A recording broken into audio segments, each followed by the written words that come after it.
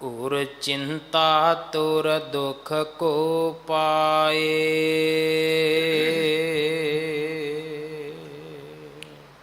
वाहिगुरु जी का खालसा, वाहिगुरु जी की फतेह। गुरु दर ते हाजर गुरु सवारे खालसा जी, आप जी वडभागे हो जो 8वें पातशाह बाला प्रीतम सतगुरु जिस डिठै सब दुख जाए, इन्हां अजमतां वडियाइयां दे मालक गुरु हरकृष्ण साहब महाराज जी दे पवित्र चरण छो प्राप्त इतिहासक स्थान गुरुद्वारा बंगला साहब जी की यात्रा करदियां जुगो जुग अटल छतर चवर तखत दे मालिक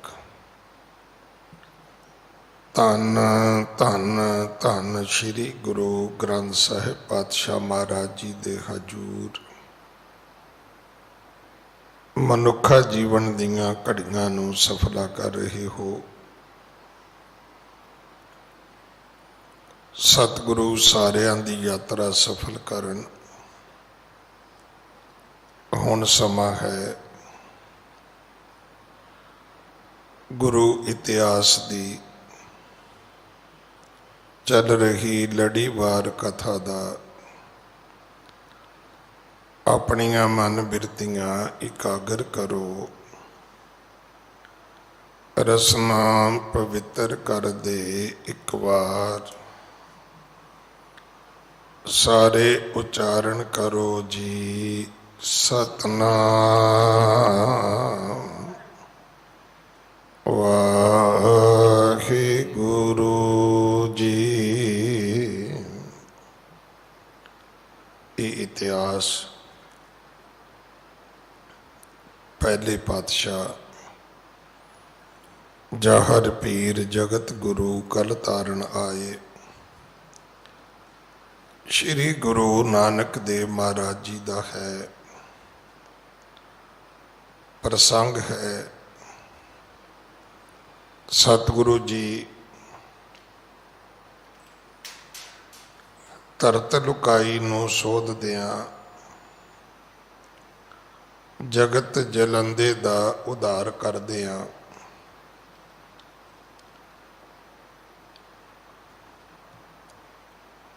एक हारू नगर अस्थान कवि भाई संतोख सिंह ने लिखे है, जिदे अर्थां विच भाई वीर सिंह कहते ने कि यह अस्थान गुजरात वाले पासे है। इत्थे जेड़े बामीए सी सरेवड़े सी उन्हां दा बहुत वरतारा सी। समुंदर दे विचों लंघ के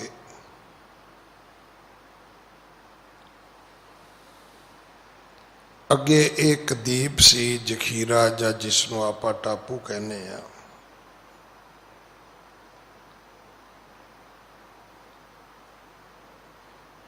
इत्थे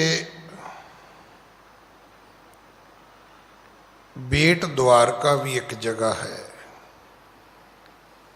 गुजरात विच जिथे गुरु नानक साहब गए सन।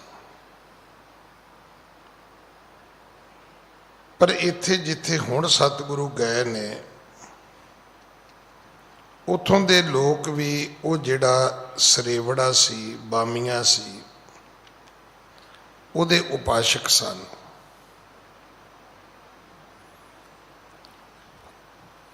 जदों कदे उन्होंने मीह की लोड़ पैंदी सी उहदे कोल जांदे सन। वो मंत्र जंतर पढ़दा सी, मीह पै जांदा सी। सतगुरु जी ने उथों दे लोकां नूं समझाया कि तुसीं ਸਤਨਾਮ ਦਾ ਸਿਮਰਨ ਕਰਿਆ ਕਰੋ। ਸੁਣ ਕੇ ਨਰ ਬੋਲਤ ਭਏ, ਹਮਰੋ ਗੁਰੂ ਹੈ ਜੋਏ। ਨਾਮ ਜਪਾਵਤ ਆਪਣੋ, ਕਹੇ ਨਾ ਕਰਤਾ ਕੋਈ। ਕਹਿਣ ਲੱਗੇ ਜੀ ਉਹ ਤੇ ਆਪਣਾ ਹੀ ਨਾਂ ਜਪਾਉਂਦਾ ਹੈ, ਉਹ ਤੇ ਦੱਸਦਾ ਹੀ ਕੋਈ ਨਹੀਂ ਵੀ ਕੋਈ ਹੋਰ ਰੱਬ ਵੀ ਹੈਗਾ, ਕੋਈ ਕਰਤਾ ਵੀ ਹੈਗਾ, ਕੋਈ ਹੋਰ ਵੀ ਹੈ ਜਿਹਨੇ ਸ੍ਰਿਸ਼ਟੀ ਬਣਾਈ ਹੈ। ਇਸ ਕਰਕੇ ਜਿਵੇਂ ਇੱਕ ਬੀਜ ਤੋਂ ਰੁੱਖ ਪੈਦਾ ਹੁੰਦਾ ਹੈ, ਇੱਕ ਰੁੱਖ ਤੋਂ ਅੱਗੇ ਬੀਜ ਪੈਦਾ ਹੋ ਜਾਂਦੇ ਨੇ, ਜਿਵੇਂ ਮਨੁੱਖ ਤੋਂ ਮਨੁੱਖ ਦਾ ਜਨਮ ਹੁੰਦਾ ਹੈ। ਹੁਣ ਇਹਦੇ ਵਿੱਚ ਦੂਜਾ ਤੀਜਾ ਰੱਬ ਕਿੱਥੋਂ ਆ ਗਿਆ? ਉਹ ਇੰਨੀ ਗੱਲ ਕਹਿ ਕੇ ਸਤਿਗੁਰਾਂ ਕੋਲੋਂ ਉੱਠ ਕੇ ਚਲੇ ਗਏ। ਸਤਿਗੁਰੂ ਜੀ ਨੇ ਫਿਰ ਐਸੀ ਕਲਾ ਵਰਤਾਈ ਹੈ ਕਿ ਉਹ ਜਿਹੜਾ ਸਰੇਵੜਾ ਸੀ ਉਹਦੀਆਂ ਸ਼ਕਤੀਆਂ ਖੋਹ ਲਈਆਂ। ਇੱਥੋਂ ਹੀ ਅੱਜ ਦੀ ਕਥਾ ਆਰੰਭ ਹੈ। ਆਪ ਜੀ ਬੜੇ ਪਿਆਰ ਦੇ ਨਾਲ ਸਰਵਣ ਕਰੋ। ਹਾਂਜੀ। ਖਿੰਚੀ ਕਲਾ ਤਾਹੇ ਕੀ ਸਗਰੀ, ਜੋ ਗੁਰ ਬਣਿਓ ਹੋਤ ਸਭ ਨਗਰੀ। ਸਤਿਗੁਰੂ ਜੀ ਨੇ ਉਸ ਸਰੇਵੜੇ ਦੀ ਕਲਾ ਖਿੱਚ ਲਈ। ਕਲਾ ਤੋਂ ਅਰਥ ਹੈ ਸ਼ਕਤੀ, ਤਾਕਤ।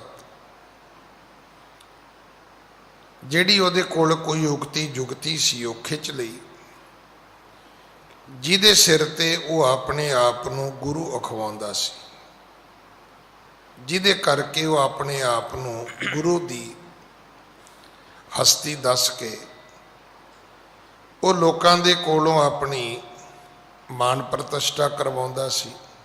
ਹਾਂਜੀ। ਜਬ ਬਰਖਾ ਕੀ ਭੀ ਬਹੁ ਚਾਹੀ, ਨਰ ਮਿਲ ਗੇ ਸਰੇਵਰੇ ਪਾਹੀ। ਇਸ ਤਰ੍ਹਾਂ ਨਗਰੀ ਦੇ ਲੋਕ ਇਕੱਠੇ ਹੋਏ। ਜਦੋਂ ਮੀਂਹ ਦੀ ਜ਼ਰੂਰਤ ਬਣੀ ਤੇ ਉਹ ਚਲੇ ਗਏ ਸਰੇਵੜੇ ਕੋਲ। ਉਹ ਹੁਣ ਸਰੇਵੜੇ ਨੂੰ ਕਹਿੰਦੇ ਨੇ ਵੀ ਗੁਰੂ ਜੀ ਮੀਂਹ ਪਾਓ, ਪਾਣੀ ਚਾਹੀਦਾ। 10 ਰੋਜ਼ ਬੇਨਤੀ ਕਰਦਾ ਹੈ। ਗੁਰੂ ਗ੍ਰੰਥ ਸਾਹਿਬ ਮਹਾਰਾਜ ਦੀ ਬਾਣੀ ਇਹ ਦੱਸਦੀ ਹੈ ਕਿ ਪਹਿਲਾ ਪਾਣੀ ਜੀਓ ਹੈ, ਜਿਤ ਹਰਿਆ ਸਭ ਕੋਇ। ਹਰੇ ਤੋਂ ਅਰਥ ਕੇਵਲ ਬਨਸਪਤੀ ਨਹੀਂ ਹੈ, ਮਨੁੱਖਾਂ ਦੇ ਹਰੇ ਰਹਿਣ ਦਾ ਵੀ ਕਾਰਨ ਪਾਣੀ ਹੈ। ਜੀਵਤ ਰਹਿਣ ਦਾ ਕਾਰਨ ਜਿਹੜਾ ਹੈ ਉਹ ਪਾਣੀ ਹੈ। ਹਾਂਜੀ। ਆਪਨ ਮੰਤਰ ਬਿਦ ਸੰਗ ਉਚਾਰਿਓ, ਮੇਹੁ ਨ ਪਰਾਜਤਨ ਕਰ ਹਾਰਿਓ। ਉਹਨੇ ਆਪਣੇ ਮੰਤਰ ਜੰਤਰ ਪੜ੍ਹੇ। ਜਿਹੜਾ ਸਰੇਵੜਾ ਗੁਰੂ ਸੀ, ਮੀਂਹ ਪਿਆ ਹੀ ਨਹੀਂ, ਕੋਈ ਅਸਰ ਨਹੀਂ ਹੋਇਆ। ਜਦੋਂ ਉਹਦੇ ਮੰਤਰ ਫੇਲ ਹੋ ਗਏ, ਉਹਦੇ ਮੰਤਰਾਂ ਦੀ ਸ਼ਕਤੀ ਜਿਹੜੀ ਸੀ ਉਹ ਕਿਤੇ ਕਿਸੇ ਨੂੰ ਨਜ਼ਰ ਨਹੀਂ ਆਈ, ਵਰਤੀ ਹੀ ਨਹੀਂ। ਹਾਂਜੀ। ਭਏ ਨਿਰਾਸ ਲੋਕ ਘਰ ਆਏ, ਔਰ ਚਿੰਤਾ ਤੁਰ ਦੁਖ ਕੋ ਪਾਏ। ਲੋਕ ਬੜੇ ਨਿਰਾਸ਼ ਹੋਏ। ਦਾਸੇ ਵੀ ਬੇਨਤੀ ਰੋਜ਼ ਕਰਦਾ ਵੀ ਲੋਕਾਂ ਦੇ ਨਾਲ ਤੁਸੀਂ ਇੱਕ ਭੁਲੇਖਾ ਪਾਲ ਕੇ ਬੈਠੇ ਹੋਏ ਹੋ। ਅੱਜ ਵੀ ਜਿਹੜਾ ਸਵੇਰੇ ਗੁਰੂ ਨਾਵੇਂ ਪਾਤਸ਼ਾਹ ਦਾ ਸ਼ਲੋਕ ਸੀ ਉਹ ਇਹੋ ਹੀ ਸੀ ਕਿ ਸੰਗ ਸਖਾ ਸਭ ਤਜ ਗਏ, ਕੋ ਨਾ ਨਿਭਿਓ ਸਾਥ। ਕਹੋ ਨਾਨਕ ਇਹ ਬਿਪਤ ਮੈਂ ਟੇਕ ਏਕ ਰਘੁਨਾਥ। ਇਹ ਜਿਹੜੇ ਸੰਗ ਸਖੇ ਦੇ ਲੋਕ ਨੇ, ਇਹ ਸਭ ਲੋਕ ਆਪਣੇ ਕੰਮਾਂ ਨਾਲ ਬੱਧੇ ਹੋਏ ਨੇ, ਕੰਮਾਂ ਨਾਲ ਜੁੜੇ ਹੋਏ ਨੇ। ਸਰੇਵੜਾ ਮੀਂਹ ਪਾਉਂਦਾ ਸੀ, ਰੋਜ਼ ਚਲੇ ਜਾਂਦੇ ਸੀ। ਅੱਜ ਸਰੇਵੜੇ ਕੋਲੋਂ ਮੀਂਹ ਨਹੀਂ ਪਿਆ ਤੇ ਨਿਰਾਸ਼ ਹੋ ਗਏ। ਬੜੀ ਨਿਰਾਸ਼ਤਾ ਦੇ ਵਿੱਚ ਔਰ ਚਿੰਤਾਤੁਰ ਦੁੱਖ ਕੋ ਪਾਏ, ਵਾਪਸ ਵੀ ਮੁੜੇ ਨੇ ਤੇ ਦੁਖੀ ਵੀ ਬੜੇ ਨੇ।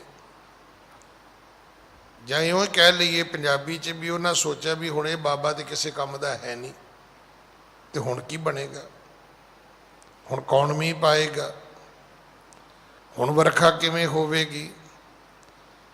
ਇਹ ਚੇਤਾ ਰੱਖਣਾ ਕਿ ਬੰਦੇ ਨੂੰ ਆਪਣੇ ਕੰਮ ਨਾਲ ਹੈ, ਕਿਉਂਕਿ ਹਰ ਬੰਦਾ ਆਪਣਾ ਹੀ ਉੱਲੂ ਸਿੱਧਾ ਕਰਨਾ ਚਾਹੁੰਦਾ ਹੈ,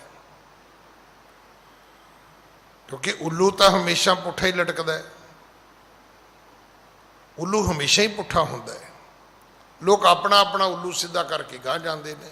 ਹਾਂਜੀ, ਕਿਤਕ ਜੇ ਬੈਠੇ ਗੁਰ ਢਿਗ ਆਈ, ਤਿੰਨ ਸੌ ਬੂਝਤ ਗਿਰਾ ਅਲਾਈ। ਇਸ ਤਰ੍ਹਾਂ ਕਿਤਨਾ ਹੀ ਸਮਾਂ ਉਹ ਅੱਜ ਗੁਰੂ ਜੀ ਕੋਲ ਆ ਕੇ ਬੈਠੇ ਨੇ। ਵਸਤੂ ਅੰਦਰ ਵਸਤ ਸਮਾਵੈ, ਜੇ ਦੂਜੀ ਹੋਵੇ ਪਾਸ। ਜਿੰਨਾ ਚਿਰ ਸਾਡੇ ਦਿਲੋਂ ਦਿਮਾਗ 'ਚ ਕੋਈ ਹੋਰ ਗੱਲ ਵਸੀ ਹੋਈ ਹੈ, ਉਹਨਾਂ ਚਿਰ ਕੋਈ ਨਵੀਂ ਆ ਹੀ ਨਹੀਂ ਸਕਦੀ। ਜਦੋਂ ਪੁਰਾਣੀ ਨਿਕਲੇਗੀ ਨਵੀਂ ਆ ਜਾਏਗੀ। ਦੇਖੋ ਨਾ, ਇੱਕ ਗੜਵੀ ਦੁੱਧ ਦੀ ਭਰੀ ਹੈ, ਤੁਸੀਂ ਉਹਦੇ 'ਚ ਪਾਣੀ ਪਾਉਣਾ ਚਾਹੋ ਕਿਵੇਂ ਪੈ ਜਾਏਗਾ ਭਾਈ। ਇੱਕ ਗੜਵੀ ਪਾਣੀ ਦੀ ਭਰੀ ਹੈ, ਉਹਦੇ ਵਿੱਚ ਦੁੱਧ ਪਾਉਣਾ ਚਾਹੋਗੇ ਕਿਵੇਂ ਪਵੇਗਾ। ਜੇ ਪਹਿਲੀ ਵਸਤੂ ਕੱਢ ਦਿਓਗੇ ਤਾਂ ਦੂਜੀ ਪੈ ਜਾਏਗੀ। ਹੁਣ ਇਹ ਲੋਕ ਸਰੇਵੜੇ ਦੇ ਉਪਾਸ਼ਕ ਇਹ ਗੁਰੂ ਸਾਹਿਬ ਨੂੰ ਜਵਾਬ ਦੇ ਕੇ ਗਏ ਸੀ ਵੀ ਸਾਡਾ ਗੁਰੂ ਤਾਂ ਜੀ ਇੱਦਾਂ ਜੀ, ਸਾਡਾ ਗੁਰੂ ਤੇ ਇੱਦਾਂ ਜੀ। ਬੀਜ ਤੋਂ ਦਰਖਤ ਪੈਦਾ ਹੁੰਦਾ ਹੈ, ਦਰਖਤ ਤੋਂ ਬੀਜ ਪੈਦਾ ਹੁੰਦਾ ਹੈ, ਬੰਦੇ ਤੋਂ ਬੰਦਾ ਪੈਦਾ ਹੁੰਦਾ ਹੈ, ਦੂਜਾ ਰੱਬ ਕਿਹੜਾ ਹੈ। ਪਰ ਅੱਜ ਜਦੋਂ ਇਹਨਾਂ ਦਾ ਕੰਮ ਨਹੀਂ ਹੋਇਆ, ਇਹਨਾਂ ਦਾ ਕਾਰਜ ਨਹੀਂ ਸਵਰਿਆ, ਇਹ ਗੁਰੂ ਜੀ ਕੋਲ ਆ ਗਏ। ਹੁਣ ਅੱਜ ਇਹ ਗੁਰੂ ਜੀ ਦੇ ਕੋਲ ਬੈਠੇ ਵੀ ਨੇ। ਦੇਖੋ, ਇਹ ਗੱਲ ਸਾਨੂੰ ਗੁਰਬਾਣੀ ਰੋਜ਼ ਸਮਝਾਉਂਦੀ ਹੈ ਕਿ ਕਾਮ ਪਰੇ ਜੋ ਸਿਮਰੀ ਹੈ, ਐਸਾ ਸਿਮਰੋ ਨਿਤ। ਜਿਹਨੂੰ ਮਤਲਬ ਦੇ ਲਈ, ਕੰਮ ਲਈ, ਲਾਲਚ ਲਈ, ਸਵਾਰਥ ਲਈ, ਕਿਸੇ ਆਪਣੇ ਕਾਰਜ ਦੀ ਸਿੱਧੀ ਲਈ ਜਾ ਕੇ ਤੁਸੀਂ ਬੁਲਾਓਗੇ, ਹੱਥ ਜੋੜੋਗੇ, ਚੰਗਾ ਹੋਵੇ ਜੇ ਉਹਦੇ ਨਾਲ ਥੋੜ੍ਹੀ ਬਹੁਤੀ ਹਾਏ ਹੈਲੋ ਰੋਜ਼ ਰੱਖ ਲਓ, ਤਾਂ ਥੋੜ੍ਹੀ ਜਿਹੀ ਜਾਣ ਪਛਾਣ ਹੋਵੇ ਤੇ ਬੰਦੇ ਨੂੰ ਝਿਜਕਣਾ ਵੀ ਨਹੀਂ ਪੈਂਦਾ, ਸ਼ਰਮਿੰਦੇ ਵੀ ਨਹੀਂ ਹੋਣਾ ਪੈਂਦਾ। ਹੁਣ ਇਹ ਜਦੋਂ ਗੁਰੂ ਜੀ ਕੋਲ ਆ ਕੇ ਬੈਠੇ ਨੇ, ਗੁਰੂ ਜੀ ਨਾਲ ਇਹਨਾਂ ਦੀ ਸਾਂਝ ਕੋਈ ਨਹੀਂ ਸੀ, ਇਹ ਪ੍ਰਭਾਵਿਤ ਸੀ ਸਰੇਵੜੇ ਤੋਂ। 300 ਬੂਝਤ ਗਿਰਾ ਅਲਾਈ। ਗੁਰੂ ਜੀ ਨੇ ਵੇਖਿਆ, ਕਿਉਂਕਿ ਅਸੀਂ ਉਦਾਹਰਨਾਂ ਤਾਂ ਦਿੰਦੇ ਹਾਂ ਸੁਨਿਆਰੇ ਦੀਆਂ, ਲੋਹਾਰ ਦੀਆਂ, ਪਰ ਅਸੀਂ ਉਹਨਾਂ ਦੀ ਜਿਹੜੀ ਕਲਾ ਕਿਰਤ ਉਹਦੇ ਤੋਂ ਸਿੱਖਣ ਦੀ ਕੁਝ ਕੋਸ਼ਿਸ਼ ਨਹੀਂ ਕਰਦੇ। ਇਹ ਠੀਕ ਹੈ ਵੀ ਲੋਹਾਰ ਦੀ ਦੁਕਾਨ ਤੇ ਲੋਹੇ ਦੇ ਔਜ਼ਾਰ ਬਣਾਏ ਜਾਂਦੇ ਨੇ, ਲੋਹੇ ਦੀਆਂ ਚੀਜ਼ਾਂ ਬਣਾਈਆਂ, ਵਸਤਾਂ ਤਿਆਰ ਕੀਤੀਆਂ ਜਾਂਦੀਆਂ ਨੇ, ਪਰ ਉਹਦੇ ਵਿੱਚ ਇੱਕ ਖਾਸ ਜਿਹੜੀ ਉਹਦੇ ਕੋਲੇ ਸਿਆਣਪ ਹੈ, ਲੋਹਾਰ ਕੋਲੇ, ਉਹਨੂੰ ਪਤਾ ਹੈ ਕਿ ਕਦੋਂ ਮੈਂ ਲੋਹੇ ਦੇ ਉੱਤੇ ਸੱਟ ਮਾਰਨੀ ਹੈ, ਉਹਨੂੰ ਮੋੜਨ ਵਾਸਤੇ, ਉਹਨੂੰ ਕੱਟਣ ਵਾਸਤੇ, ਉਹਨੂੰ ਤਿੱਖਾ ਕਰਨ ਵਾਸਤੇ। ਬਸ ਇਹੀ ਉਹਦੇ ਕੋਲ ਕਲਾ ਹੈ। ਨਹੀਂ ਤੇ ਮੇਰੇ ਵਰਗਾ ਹਰ ਮੂਰਖ ਲੁਹਾਰ ਬਣ ਜਾਏ ਵੀ ਚਲੋ ਛੈਣੀ ਰੱਖ ਕੇ ਥੋੜਾ ਹੀ ਮਾਰਨਾ। ਔਰ ਬੜੇ ਲੋਕ ਨੇ ਜਿਨ੍ਹਾਂ ਨੇ ਛੈਣੀ ਰੱਖ ਕੇ ਥੋੜਾ ਮਾਰਿਆ ਹੈ। ਕਿਸੇ ਨੇ ਆਪਣੀ ਅੱਖ ਕਢਾ ਲਈ, ਕਿਸੇ ਨੇ ਮੂੰਹ ਤੜਵਾ ਲਿਆ, ਕਿਸੇ ਨੇ ਕੁਛ, ਕਿਸੇ ਨੇ ਕੁਛ। ਠੰਡੇ ਲੋਹੇ ਦੇ ਉੱਤੇ ਛੈਣੀਆਂ ਰੱਖ ਕੇ ਥੋੜੇ ਨਹੀਂ ਮਾਰੀਦੇ। ਹੁਣ ਮੈਂ ਤੇ ਜ਼ਿਮੀਂਦਾਰਾ ਕੀਤਾ, ਮੈਨੂੰ ਤੇ ਪਤਾ ਹੈ। ਸੋਚੀਦਾ ਹੀ ਤੇ ਇਹ ਸੀ ਵੀ ਜਾ ਕੇ ਲੁਹਾਰ ਦੀ ਦੁਕਾਨ ਕਿਤੇ ਵੀ ਇਹੋ ਕੁਛ ਹੀ ਹੋਣਾ ਹੈ ਤੇ ਘਰੇ ਕਰ ਲੈਂਦੇ ਆ। ਕਦੇ ਟਿਊਬਵੈੱਲ ਦਾ ਕੰਮ ਹੋਣਾ, ਟਰੈਕਟਰ ਦਾ ਹੋਣਾ, ਟਰਾਲੀ ਦਾ ਹੋਣਾ, ਤਵੀਆਂ ਦਾ ਹੋਣਾ, ਵੈਂਟੀਲੇਟਰ ਦਾ ਹੋਣਾ, ਹਲ ਦਾ ਹੋਣਾ, ਈਵਨ ਘਰ ਜਿੰਦਰਾ ਵੀ ਹੈ, ਸਾਡੇ ਘਰ ਕੁੰਡੇ ਜਿੰਦਰੇ ਲੱਗੇ ਨੇ। ਹੁਣ ਕਈ ਇੱਦਾਂ ਦੇ ਨੇ ਵੀ 1 ਮਿੰਟ ਦੇ ਵਿੱਚ ਥੋੜੀ ਮਾਰਨਗੇ ਜਿੰਦਰਾ ਖੁੱਲ੍ਹ ਜਾਂਦਾ, ਤੇ ਕਈ ਇੱਦਾਂ ਦੇ ਨੇ ਵੀ ਜਿੰਦਰਾ ਤੋੜਦੇ ਤੋੜਦੇ ਆਪਣਾ ਅੱਧਾ ਮੂੰਹ ਵੀ ਤੋੜਿਆ ਹੁੰਦਾ ਉਹਨਾਂ ਨੇ। ਕੋਈ ਨਾ ਕੋਈ ਲੋਹੇ ਦੀ ਕੰਤਰ ਐਸੀ ਉੱਡਦੀ ਹੈ ਕਿ ਉਹ ਬੜਾ ਹੀ ਨੁਕਸਾਨ ਕਰ ਜਾਂਦੀ ਹੈ। ਹੁਣ ਲੋਹਾਰ ਨੇ ਜਦੋਂ ਛੈਣੀ ਵੀ ਫੜਨੀ ਹੈ ਤੇ ਉਹਨੇ ਸੰਨੀ ਨਾਲ ਫੜਨੀ ਹੈ, ਔਰ ਬਿਨਾਂ ਛੈਣੀ ਫੜੇ ਉਹਨੇ ਕਦੇ ਨਹੀਂ ਕਹਿਣਾ ਤੁਹਾਨੂੰ ਵੀ ਮਾਰ ਬਈ ਵਧਾਣ ਮਾਰ, ਕਦੇ ਨਹੀਂ ਕਹਿਣਾ ਉਹਨੇ, ਕਿਉਂਕਿ ਉਹਨੂੰ ਪਤਾ ਹੈ ਕਿ ਇਹ ਅਗਰ ਲੋਹੇ ਤੋਂ ਫਿਸਲ ਗਈ ਤੇ ਬੜੀ ਦੁਖਦਾਈ ਹੈ। ਗੁਰੂ ਜੀ ਨੂੰ ਇਸ ਗੱਲ ਦੀ ਜਿਹੜੀ ਸਭ ਤੋਂ ਵੱਡੀ ਵਡਿਆਈ ਪ੍ਰਾਪਤ ਹੈ ਕਿ ਕਿਹੜੀ ਗੱਲ ਕਦੋਂ ਕਰਨੀ ਹੈ, ਕਿਹੜਾ ਕੰਮ ਕਦੋਂ ਕਰਨਾ। ਅਸੀਂ ਤੇ ਐਵੇਂ ਵਾਹ-ਜਾਤ ਹੀ ਬੋਲਦੇ ਰਹਿੰਦੇ ਹਾਂ। ਇਹ ਗੱਲ ਗੁਰੂ ਤੋਂ ਸਿੱਖਣ ਦੀ ਲੋੜ ਹੈ। ਹੁਣ ਇੱਥੇ ਮੈਂ ਵੇਖਿਆ ਗੁਰਦੁਆਰੇ ਬੰਦਾ ਅੰਦਰ ਮੱਥਾ ਟੇਕਣ ਆ ਰਿਹਾ ਹੁੰਦਾ, ਮੇਰੇ ਵਰਗਾ ਉਹਦੀ ਬਾਂਹ ਫੜ ਕੇ ਖੜ ਜਾਂਦਾ, ਉਹ ਤੂੰ ਦਾੜੀ ਕੱਟੀ ਹੈ। ਹੁਣ ਜਿਹੜੇ ਤੇ ਬੱਚੇ ਬੀਬੇ ਹੁੰਦੇ ਨੇ ਉਹ ਤਾਂ ਚੁੱਪ ਕਰ ਜਾਂਦੇ ਨੇ, ਜਿਹੜੇ ਛਟੇ ਪੂਕੇ ਹੁੰਦੇ ਨੇ ਉਹ ਫਿਰ ਉਹ ਬੇਇੱਜ਼ਤੀ ਕਰਕੇ ਜਾਂਦੇ ਨੇ, ਸਮਝਾਉਣ ਵਾਲੇ ਦੀ ਵੀ ਪੁੱਛੋ ਹੀ ਨਾ। ਇਹਦਾ ਅਰਥ ਕੀ ਹੈ ਵੀ ਦਾੜੀ ਕੱਟੇ ਵਾਲੇ ਨੂੰ ਸਮਝਾਉਣਾ ਨਹੀਂ ਚਾਹੀਦਾ, ਸਮਝਾਉਣਾ ਚਾਹੀਦਾ, ਪਰ ਕਿਵੇਂ ਸਮਝਾਉਣਾ ਹੈ, ਕਦੋਂ ਸਮਝਾਉਣਾ ਹੈ, ਕਿਹੜੀ ਗੱਲ ਕਦੋਂ ਕਰਨੀ ਹੈ, ਇਹ ਵਕਤ ਵਿਚਾਰੇ ਸੋ ਬੰਦਾ ਹੋਏ ਦੀ ਜਿਹੜੀ ਜੁਗਤੀ ਹੈ। ਅਸੀਂ ਤਾਂ ਸੋਚਿਆ ਵੀ ਇਹ ਪੰਕਤੀ ਐਵੇਂ ਹੀ ਹੈ। ਜਿਵੇਂ ਮੈਂ ਕੱਲ੍ਹ ਬੇਨਤੀ ਕਰ ਰਿਹਾ ਸੀ ਵੀ ਮੇਰੀ ਗੱਲ ਹੋਈ ਭਾਈ ਪਿੰਦਰਪਾਲ ਸਿੰਘ ਹੋਰਾਂ ਨਾਲ ਵੀ ਆਪਾਂ ਤਾਂ ਐਵੇਂ ਕਥਾ ਹੀ ਕਰਦੇ ਰਹੇ ਕਿ ਹਮ ਆਦਮੀ ਹੈ ਇੱਕਦਮ ਹੀ। ਇਹ ਤਾਂ ਕਰੋਨੇ ਨੇ ਦੱਸਿਆ ਵੀ ਦਮ ਦਾ ਮਤਲਬ ਕੀ ਹੈ। ਦਮ ਦਾ ਮਤਲਬ ਹੈ ਆਕਸੀਜਨ। ਆਕਸੀਜਨ ਹਾਰਟ ਨੂੰ ਨਾ ਮਿਲੇ ਉਹਦੇ ਫਿਰ ਕੁਝ ਸਕਿੰਟ ਮਿੰਟ ਹੋਣਗੇ, ਫੇਫੜਿਆਂ ਨੂੰ ਨਾ ਮਿਲੇ ਉਹਦਾ ਵੀ ਕੋਈ ਟਾਈਮ ਹੋਏਗਾ, ਪਰ ਅਗਰ ਬ੍ਰੇਨ ਨੂੰ 1 ਸੈਕਿੰਡ ਵੀ ਨਾ ਮਿਲੀ ਉਹਨੇ ਡੈਡ ਹੋ ਜਾਣਾ ਹੈ, ਖਤਮ। ਜਿਹਨੂੰ ਅਸੀਂ ਕਹਿੰਦੇ ਬੰਦਾ ਕੌਮਾ ਚਲਾ ਗਿਆ, ਉਹ ਇਸੇ ਕਰਕੇ ਚਲਾ ਜਾਂਦਾ, ਅਨਕੌਂਸ਼ੀਅਸ ਹੋ ਜਾਂਦਾ ਬੰਦਾ, ਮੁੜ ਕੇ ਵਾਪਸ ਹੀ ਨਹੀਂ ਆਉਂਦਾ। ਸਰੀਰ ਚੱਲਦਾ ਰਹਿੰਦਾ ਹੈ, ਦਿਮਾਗ ਖਤਮ ਹੋ ਜਾਂਦਾ ਹੈ, ਦਿਮਾਗ ਸੁੰਨ ਹੋ ਜਾਂਦਾ ਹੈ। ਔਰ ਤੁਸੀਂ ਵੇਖੋ ਵੀ ਹਰ ਚੀਜ਼ ਦਿਮਾਗ ਨਾਲ ਰਿਲੇਟਡ ਹੈ। ਜਦੋਂ ਰੋਟੀ ਦੀ ਬੁਰਕੀ ਮੂੰਹ ਦੇ ਕੋਲ ਆਉਂਦੀ ਹੈ ਤੇ ਮੂੰਹ ਆਪਣੇ ਆਪ ਖੁੱਲ੍ਹਦਾ ਹੈ। ਜਦੋਂ ਅੱਖ ਵਿੱਚ ਮੱਛਰ ਪੈਂਦਾ ਹੈ, ਬਾਂਹ 'ਤੇ ਸੱਟ ਲੱਗਦੀ ਹੈ, ਦੂਜਾ ਹੱਥ ਆਪਣੇ ਆਪ ਪਹੁੰਚਦਾ ਹੈ। ਉਹ ਕੰਮ ਕੌਣ ਕਰਦਾ ਹੈ? ਉਹ ਹਾਰਟ ਨਹੀਂ ਕਰਦਾ, ਉਹ ਦਿਮਾਗ ਕਰਦਾ ਹੈ।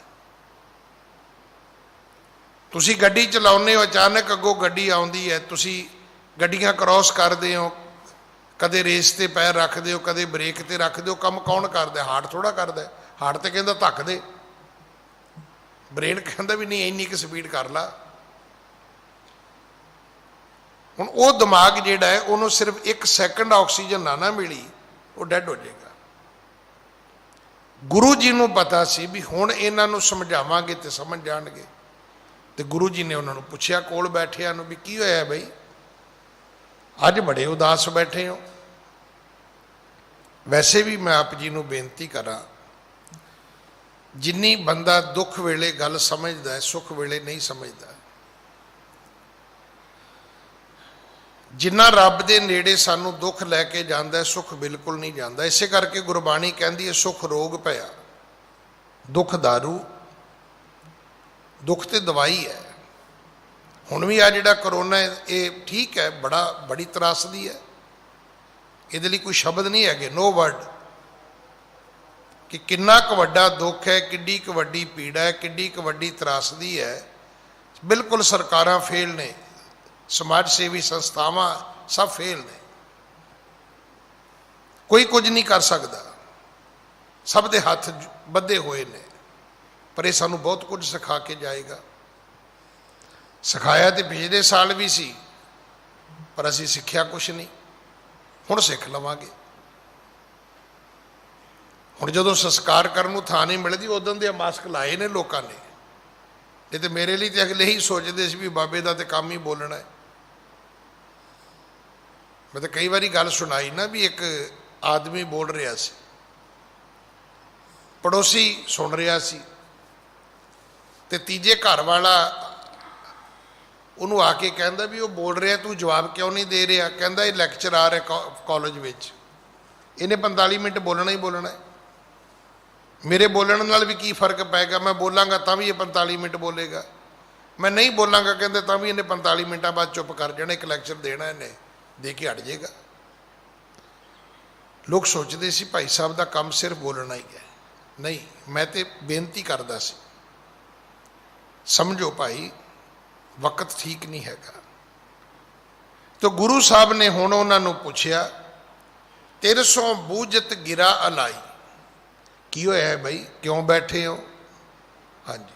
ਕਿਉਂ ਚਿੰਤਾ ਤੁਰ ਤੁਮ ਹੋ ਬੈਸੇ, ਕਹੋ ਕੋ ਕਾਜ ਭਇਓ ਹੈ ਕੈਸੇ। ਸਤਿਗੁਰੂ ਪੁੱਛਦੇ ਨੇ, ਕੋਈ ਕੁਕਾਜ ਹੋ ਗਿਆ, ਕੋਈ ਗੱਲ ਕੰਮ ਵਿਗੜ ਗਿਆ, ਕੋਈ ਮਾੜੀ ਗੱਲ ਹੋਈ ਹੈ, ਉਦਾਸ ਕਿਉਂ ਬੈਠੇ ਹੋ, ਚਿੰਤਾਤਰ ਕਿਉਂ ਬੈਠੇ ਹੋ?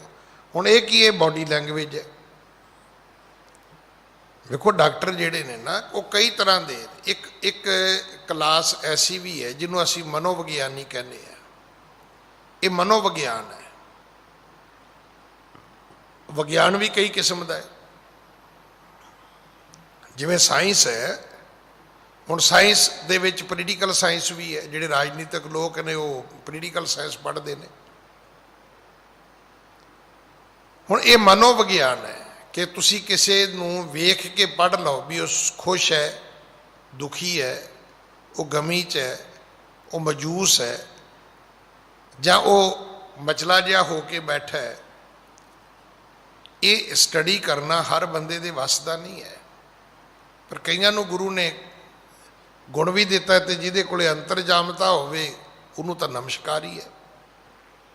ਗੁਰੂ ਜੀ ਨੇ ਪੁੱਛ ਲਿਆ ਵੀ ਚਿੰਤਾਤਰ ਕਿਉਂ ਹੋ ਭਾਈ, ਜੇ ਕੋਈ ਕੰਮ ਵਿਗੜਿਆ ਤੇ ਦੱਸ ਦਿਓ। ਕਹੋ ਕੋ ਕਾਜ ਭਇਓ ਹੈ ਕੈਸੇ, ਕੋਈ ਕੁਕਾਜ ਹੋ ਗਿਆ, ਕੋਈ ਮਾੜਾ ਕੰਮ ਹੋ ਗਿਆ, ਤੇ ਕਿੱਦਾਂ ਹੋਇਆ, ਕੀ ਹੋਇਆ? ਹਾਂਜੀ। ਸੁਣ ਬੋਲੇ ਜੇ ਮਨ ਜੋ ਦੁਖਾਰੇ, ਜਲ ਬਿਨ ਸੂਕੇ ਸਰਬ ਕੇ ਦਾਰੇ। ਕਹਿਣ ਲੱਗੇ ਸੰਤ ਜੀ ਕੀ ਦਸੀਏ, ਤੁਸੀਂ ਉਸ ਦਿਨ ਕਹਿੰਦੇ ਸੀ ਵੀ ਸਤਨਾਮ ਕਹੋ ਤੇ ਮੀਂਹ ਪੈ ਜਾਊਗਾ। ਅਸੀਂ ਕਿਹਾ ਨਹੀਂ ਜੀ, ਸਾਡਾ ਗੁਰੂ ਪਾਏਗਾ। ਅੱਜ ਗੁਰੂ ਕੋਲ ਗਏ ਸੀ ਤੇ ਉਹਦੇ ਕੋਲੋਂ ਮੀਂਹ ਪਿਆ ਕੋਈ ਨਹੀਂ, ਤੇ ਖੇਤੀ ਸਾਡੀ ਸੁੱਕ ਰਹੀ ਹੈ। ਹਾਂਜੀ। ਮੇਹੋ ਦੇਤ ਥੋ ਗੁਰੂ ਹਮਾਰਾ, ਅਬ ਕਹਿ ਰਹਿਓ ਨਾ ਬਰਖਿਓ ਬਾਰਾ। ਸਾਡੇ ਕੋਲੇ ਇੱਕ ਮਾਤਰ ਓਟ ਸਹਾਰਾ ਗੁਰੂ ਦਾ ਸੀ, ਪਰ ਅੱਜ ਅਸੀਂ ਜਦੋਂ ਗਏ ਉਹ ਮੰਤਰ ਆਪਣੇ ਪੜ੍ਹ ਕੇ ਹਾਰ ਗਏ, ਥੱਕ ਗਏ। ਉਹਦੇ ਮੰਤਰ ਸਾਰੇ ਫੇਲ ਹੋ ਗਏ ਨੇ, ਮੀਂਹ ਪਿਆ ਕੋਈ ਨਹੀਂ ਹੈ। ਹਾਂਜੀ। ਇਸ ਪ੍ਰਕਾਰ ਤੇ ਚਿੰਤਾ ਹੋਈ, ਕ੍ਰਿਖ ਕੋ ਕੋਏ ਉਪਾਏ ਨਾ ਕੋਈ। ਤੇ ਚਿੰਤਾ ਇਹ ਹੈ ਮਹਾਰਾਜ ਕਿ ਖੇਤੀ ਦਾ ਹੋਰ ਕੋਈ ਉਪਾਅ ਨਹੀਂ ਹੈ। ਖੇਤੀ ਦਾ ਉਪਾਅ ਇੱਕੋ ਹੀ ਹੈ ਵੀ ਮੀਂਹ ਪਵੇ ਤੇ ਅੰਨ ਧਨ ਪੈਦਾ ਹੋਵੇ। ਹਾਂਜੀ। ਸ਼੍ਰੀ ਗੁਰ ਕਹਿ ਸਿਮਰੋ ਸਤਨਾਮੁ, ਦੋਹੂ ਲੋਕ ਮਹਿ ਆਵੇ ਕਾਮੂ। ਸ਼੍ਰੀ ਗੁਰੂ ਪਿਤਾ ਜੀ ਨੇ ਕੀ ਕਿਹਾ? ਕਹਿਣ ਲੱਗੇ ਭਾਈ ਇਹ ਕਿਹੜਾ ਔਖਾ ਕੰਮ ਹੈ, ਤੁਸੀਂ ਜੋ ਸਰੇਵੜੇ ਕੋਲ ਜਾਣੇ ਹੋ ਆਪਣੇ ਗੁਰੂ ਕੋਲ, ਤੇ ਤੁਸੀਂ ਸਤਨਾਮ ਦਾ ਸਿਮਰਨ ਕਰੋ, ਪਰਮੇਸ਼ਰ ਨੂੰ ਸਿਮਰੋ, ਰੱਬ ਨੂੰ ਸਿਮਰੋ।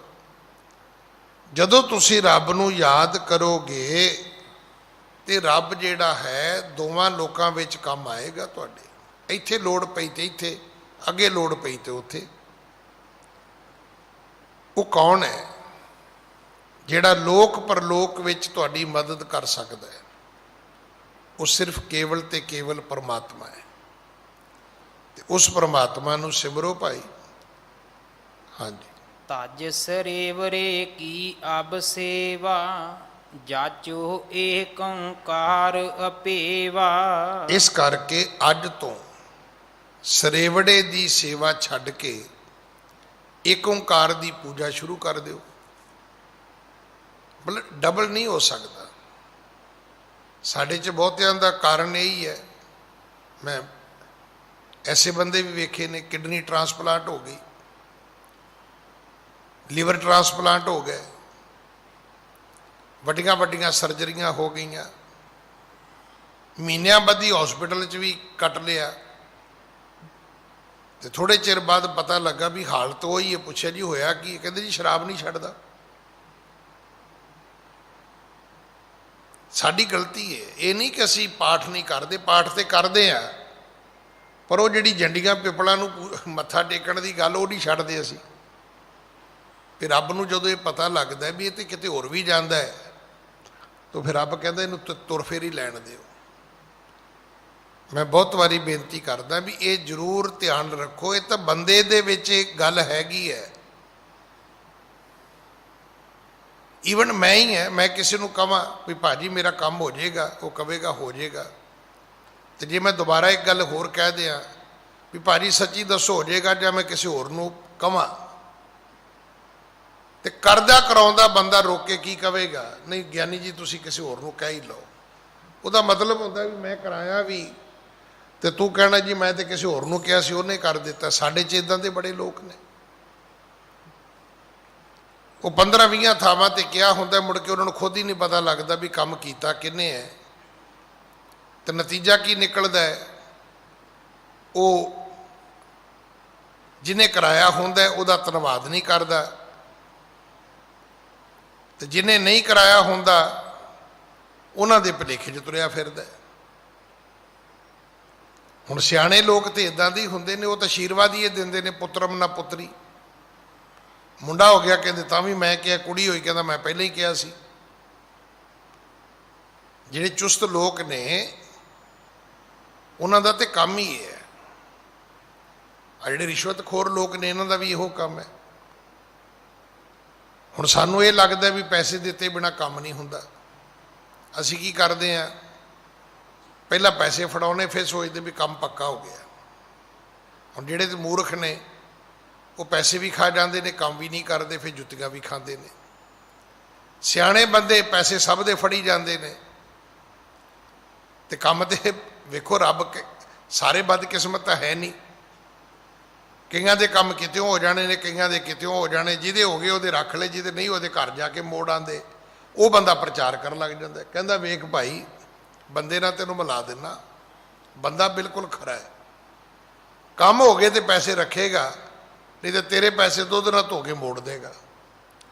ਐਸੇ ਬੰਦਿਆਂ ਦੀ ਬੜੀ ਰੋਟੀ ਚੱਲਦੀ ਅੱਜ ਕੱਲ੍ਹ, ਫਸਟ ਕਲਾਸ। ਵੀ ਪੈਸੇ ਸਭ ਦੇ ਲਈ ਜਾਓ, ਜਿਹਦਾ ਨਾ ਕੰਮ ਹੋਵੇ ਉਹਦੇ ਮੋੜੀ ਜਾਓ। ਪਰ ਜਿਹੜੇ ਮੂਰਖ ਜਿਹੇ ਹੁੰਦੇ ਨੇ ਮੇਰੇ ਵਰਗੇ, ਉਹ ਸਾਰਿਆਂ ਤੋਂ ਲਈ ਜਾਂਦੇ ਨੇ, ਮੋੜਦੇ ਨਹੀਂ। ਉਹ ਫਿਰ ਹੱਟੀ ਛੇਤੀ ਬੰਦ ਹੋ ਜਾਂਦੀ ਹੈ। ਇਸੇ ਤਰ੍ਹਾਂ ਆਸ਼ੀਰਵਾਦ ਦੇਣ ਵਾਲੇ ਵੀ ਇੱਦਾਂ ਹੀ ਹੈ। ਜਿਹੜੇ ਚੁਸਤ ਲੋਕ ਨੇ ਉਹ ਸਭ ਨੂੰ ਹੀ ਦੇਈ ਜਾਂਦੇ ਨੇ, ਪਰ ਜਿਹੜੇ ਜ਼ਿੰਮੇਵਾਰ ਲੋਕ ਹੁੰਦੇ, ਤੁਸੀਂ ਉਹਨਾਂ ਨੂੰ ਇੱਕ ਵਾਰੀ ਕਹਿ ਦਿਓ ਭਾਜੀ ਮੇਰਾ ਕੰਮ ਹੋਏਗਾ ਕਿ ਮੈਂ ਕਿਤੇ ਹੋਰ ਵੀ ਕੋਸ਼ਿਸ਼ ਕਰਾਂ, ਉਹ ਕਹੇਗਾ ਜਾ ਕਰ ਲੈ ਯਾਰ, ਜਾਓ। ਇਸ ਕਰਕੇ ਰੱਬ ਕੋਲ ਆਉਣਾ ਤੇ ਇਹ ਜ਼ਰੂਰ ਚੇਤੇ ਰੱਖਣਾ। ਇੱਕ ਨਾ ਧਾਰਮਿਕ ਗੀਤ ਹੁੰਦਾ ਸੀ ਵੀ ਰੱਬ ਨਾਲ ਠੱਗੀਆਂ ਕਮਾਵੇ ਬੰਦਿਆ। ਹੁਣ ਮੈਨੂੰ ਪੂਰਾ ਬੋਲ ਤੇ ਉਹਦਾ ਯਾਦ ਨਹੀਂ ਹੈ, ਧਾਰਮਿਕ ਗੀਤ ਸੀਗਾ। ਰੱਬ ਨਾਲ ਧੋਖੇ ਨਾ ਕਰੋ। ਜਦੋਂ ਤੁਸੀਂ ਰੱਬ ਨੂੰ ਸਿਮਰਨਾ ਫਿਰ ਇਹ ਜ਼ਰੂਰ ਚੇਤਾ ਰੱਖਣਾ ਬਾਕੀਆਂ ਨੂੰ ਛੱਡਣਾ ਪੈਣਾ ਹੈ ਤੁਹਾਨੂੰ। ਫਿਰ ਬਿਨ ਕਰਤਾਰ ਨਾ ਕਿਰਤਮ ਮਾਨੋ। ਗੁਰੂ ਜੀ ਕਹਿਣ ਲੱਗੇ ਛੱਡੋ ਸਰੇਵੜੇ ਨੂੰ। ਨਹੀਂ ਤੇ ਇੱਕ ਗੱਲ ਤੇ ਉਹਨਾਂ ਨੂੰ ਕਹਿਣੀ ਸੀ, ਲਓ ਜੀ ਹੁਣੇ ਸਤਨਾਮ ਕਹਿ ਦਿੰਦੇ, ਸਾਨੂੰ ਕੀ ਫਰਕ ਪੈਂਦਾ, ਪਵਾਓ ਮੀਂਹ। ਸਤਿਗੁਰੂ ਕਹਿੰਦੇ ਮੀਂਹ ਪਵੇਗਾ, ਸਤਨਾਮ ਕਹਿਣ ਨਾਲ ਹੀ ਪਵੇਗਾ, ਪਰ ਸਰੇਵੜੇ ਨੂੰ ਗੁਰੂ ਮੰਨਣਾ ਛੱਡਣਾ ਪਵੇਗਾ। ਰੱਬ ਨੇ ਕੀਰਤਨ ਪੂਜਾ ਨਹੀਂ ਫਿਰ ਤੁਹਾਡੀ ਪ੍ਰਵਾਨ ਕਰਨੀ। ਉਹ ਜਿਹੜੀ ਤੁਸੀਂ ਕੀਰਤਨ ਪੂਜਾ ਕਰਦੇ ਹੋ, ਤਜ ਸਰੇਵਰੇ ਕੀ ਅਬ ਸੇਵਾ। ਅੱਜ ਤੋਂ ਬਾਅਦ ਕੋਈ ਸਰੇਵੜੇ ਕੋਲ ਨਹੀਂ ਜਾਏਗਾ, ਕੋਈ ਵਿਅਕਤੀਗਤ ਪੂਜਾ ਨਹੀਂ ਕਰੇਗਾ। ਜਾਚੋ ਏਕੰਕਾਰ ਅਭੇਵਾ। ਉਸ ਇੱਕ ਪਰਮਾਤਮਾ ਦੇ ਕੋਲੋਂ ਮੰਗੋ। ਉਹ ਅਭੇਵ ਹੈ, ਉਹ ਭਿੰਨ ਭੇਦ ਕਰਦਾ ਹੀ ਨਹੀਂ, ਉਹਦੇ ਘਰ ਵਿੱਚ ਵਿਤਕਰਾ ਨਹੀਂ ਹੈ। ਹਾਂਜੀ। ਚਹੁਰ ਦੇਹ ਜੋ ਪਾਵੋ ਸੋਊ, ਬਹੁਰ ਨ ਚਿੰਤਾ ਵਿਆਪੈ ਕੋਊ। ਚਹੋ ਹਿਰਦੇ ਜੋ ਪਾਵੋ ਸੋ, ਜੋ ਮੰਗੋਗੇ ਮਿਲੇਗਾ। ਇਹ ਸਤਿਗੁਰੂ ਦੀ ਬਾਣੀ 'ਚ ਲਿਖਿਆ ਹੈ, ਤੈਂਡੇ ਸਿਮਰਨ ਹਬ ਕਿਛ ਲੱਦਮ। ਫਿਰ ਪੁੱਛੀ ਜਾਂਦੇ ਨੇ ਜੀ ਕਿਹੜੀ ਚੀਜ਼ ਕਿੱਦਾਂ ਮਿਲੂਗੀ ਜੀ,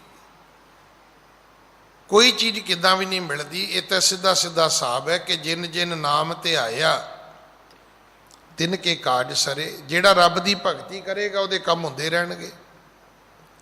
ਕੰਮ ਤੇ ਰੱਬ ਨੇ ਕਰਨੇ ਨੇ, ਬੰਦਿਆਂ ਨੇ ਥੋੜਾ ਕਰਨੇ ਨੇ। ਬੰਦਿਆਂ ਦੇ ਕੀਤਿਆਂ ਕੁਝ ਨਹੀਂ ਹੁੰਦਾ। ਸਤਿਗੁਰੂ ਜੀ ਕਹਿਣ ਲੱਗੇ ਉਹ ਅਭੇਵ ਹੈ, ਵਿਤਕਰੇ ਤੋਂ ਰਹਿਤ ਹੈ।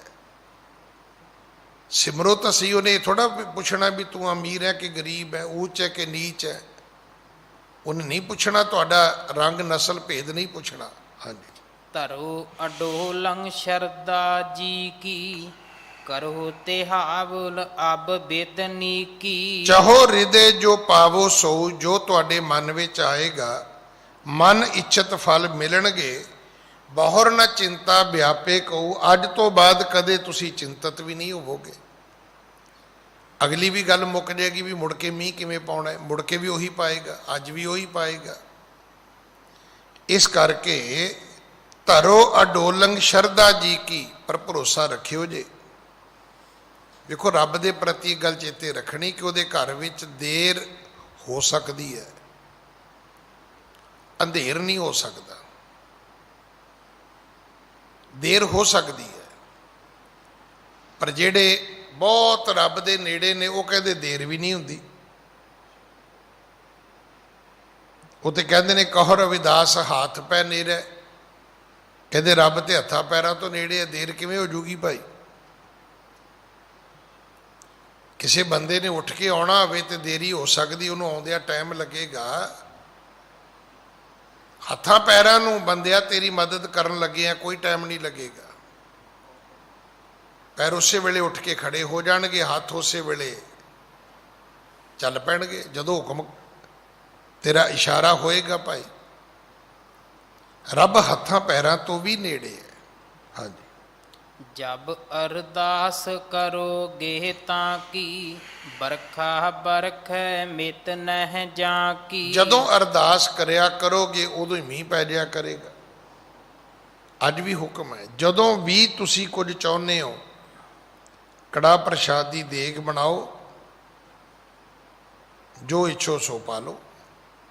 ਅਰਦਾਸ ਕਰੋ ਦੇਗ ਬਣਾ ਕੇ।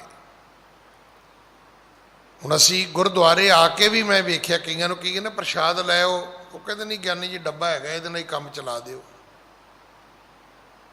ਉਹਨਾਂ ਦੇ ਸ਼ਬਦ ਵੀ ਬੜੇ ਵਧੀਆ ਨੇ, ਉਹਨਾਂ ਨੂੰ ਇਹ ਨਹੀਂ ਹੁੰਦਾ ਵੀ ਅਰਦਾਸ ਕਰਦੇ, ਕਹਿੰਦੇ ਇਹਦੇ ਨਾਲ ਹੀ ਕੰਮ ਚਲਾ ਦਿਓ।